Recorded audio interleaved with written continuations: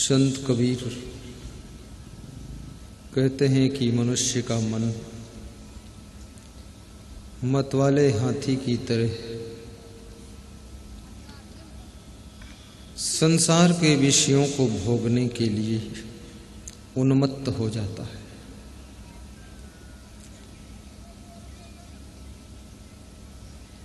और थोड़े से सुख के लालच में जिंदगी भर बहुत दुख भोगता है।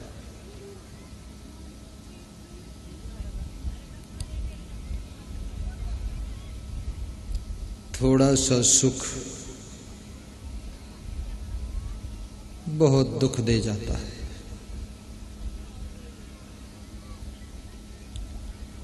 और सुख और दुख ये दोनों बड़े विचित्र हैं। एक ही प्रकार की कंडीशन में रहने वाले भोजन खाने के बाद बड़ा बच्चा आया और अपनी माँ से बोला, माँ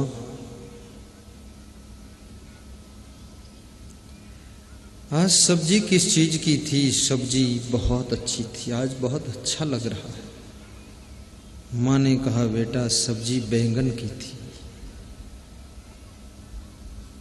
तो बड़ा लड़का हंसता है और कहता है, बैंगन सब्जियों का राजा होता है।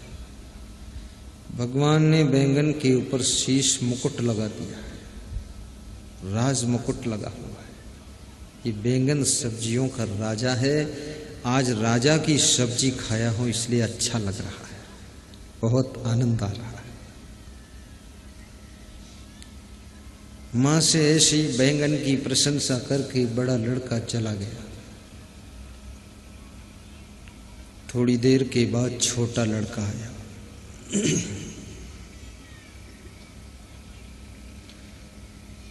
और छोटे लड़के ने आकर कहा, मां आज सब्जी किस चीज की थी?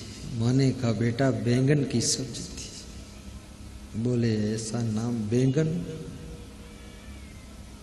काला कलूटा उसका रूप है।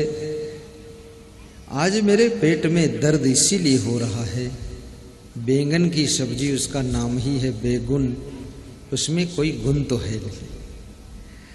और भगवान ने उसके सिर के ऊपर एक कील ठोंक रखी है और काला रूप रंग बना दिया है। बेगुन की सब्जी खाया हूं इसलिए पेट में दर्द हो रहा है।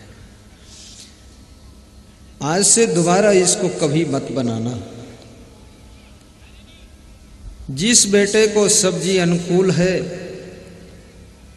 वो बैंगन को सब्जियों का राजा कह रहा है, प्रशंसा कर रहा है, खुश है। और जिसके पेट में दर्द हो गया, सब्जी वही है, वो बैंगन की निंदा कर रहा है और कहता है कि ये बेगुन है, बिना गुण की सब्जी है। याद रखना, जहां जहां तुमको अनुकूलता मिल जाती है वहां वहां तुम खुश हो जाते हो, प्रशंसा करने लग जाते हो। और जहां जहां तुमको प्रतिकूलता मिलती है वहां वहां तुम दुखी हो जाते हो और निंदा करने लग जाते हो, निंदा करने लग जाते हो।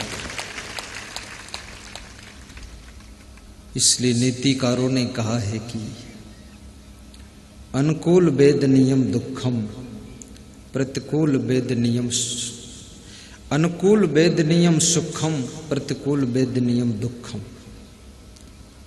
अनुकूलता में सुख लगता है और प्रतिकूलता में दुख लगता है। यदि आपकी पत्नी आपकी अनुकूल है तो आपको अच्छा लगेगा उस दिन। आपके अनुकूल नाश्ता बना दे, आपकी अनुकूल बिस्तर लगा दे, आपकी अनुकूल मीठी मीठी बात करे, मुस्कुरा दे, तुम्हें सुख लगेगा। वही पत्नी है दूसरे दिन थोड़ा कठोर बोल दे, भोजन बनाने के समय चादर ओढ़ कर लेट जाए, तो आपको जब प्रतिकूलता लगेगी तो आपको दुख लग जाएगा। एक ही व्यक्ति से कभी सुख लगता है, कभी दुख लगता है। एक ही सामान से कभी सुख लगता है, कभी दुख लगता है। तुम सागर से भोपाल जा रहे हो, तुम्हारे पास अच्छी गाड़ी है, बड़े खुश हो और भोपाल पहुंच गए। तुम्हें लगा हाँ गाड़ी मेरी दमदार है। और उधर से जब लौटे तुम, गाड़ी का बेरिंग टूट गया और जंगल में विदिशा के पास पड़े हो। तुमने कहा गाड़ी क्या झंझट पूरा है फालतू। जहां तुम्हें अनुकूलता मिलती है, सफलता मिलती है, वहां तुम प्रसन्न हो जाते हो, और जहां प्रतिकूलता मिलती है तुम असफल होते हो, वहां दुखी हो जाते हो।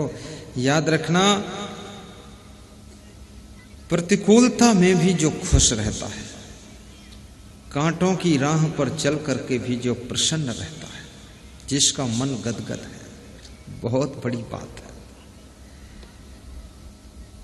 प्रशंसा के शब्द सुन करके तो सभी खुश हो जाते हैं, लेकिन अपनी निंदा को सुन करके भी जो दुखी नहीं होता है, ये बहुत बड़ी बात है।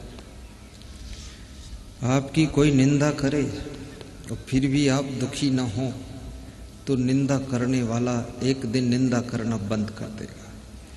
क्योंकि निंदा इसीलिए करता है कि तुम दुखी हो जाओ, और उसकी निंदा करने से भी तुम दुखी नहीं होते हो, मुस्कुराते घूम रहे हो, तो सोचता है अरे निंदा करने से भी कोई फायदा नहीं, क्योंकि इसके ऊपर कोई असर पड़ता ही नहीं है, तो निंदा करना बंद कर देगा।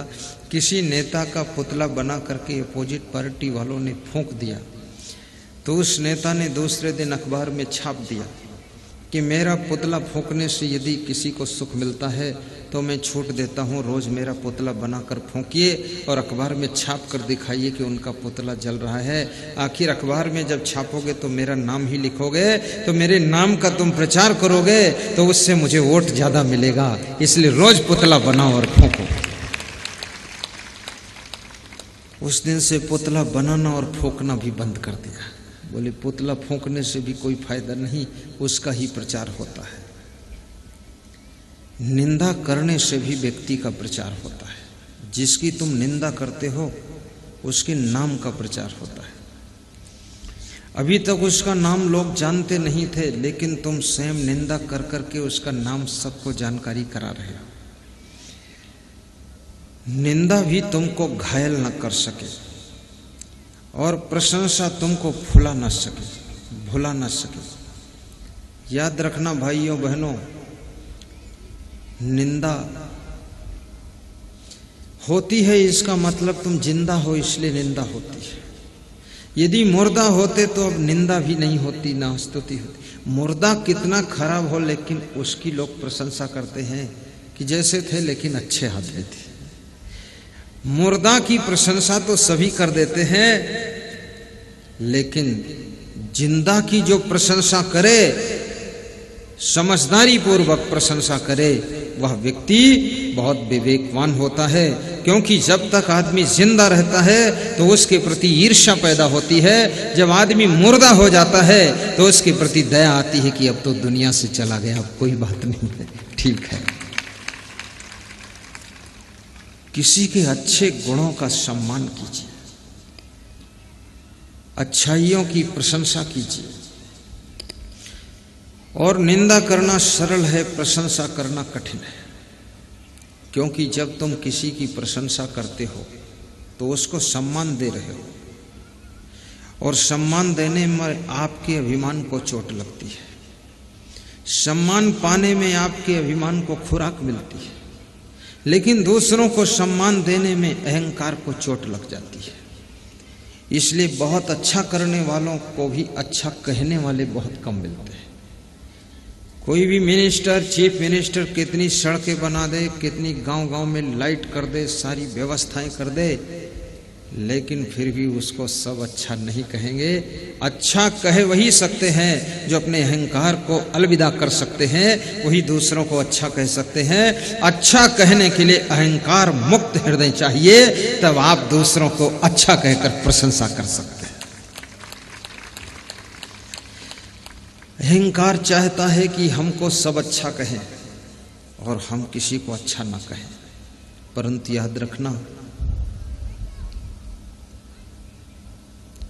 जब तुम किसी की प्रशंसा करते हो तो तुम्हारी प्रशंसा भी होना शुरू हो जाती है। जब तुम किसी की निंदा करते हो तो तुम्हारी निंदा भी इकट्ठा होने लग जाती है। जब किसी को तुम सुख पहुंचाने के लिए फिक्र करते हो, तब तुम्हें सुख देने के लिए लोगों की लाइन लग जाती है। और जब दूसरों को तुम दुख देने की तैयारी करते हो तो तुमको दुख देने वाले हजारों लोग इकट्ठे होने लग जाते हैं।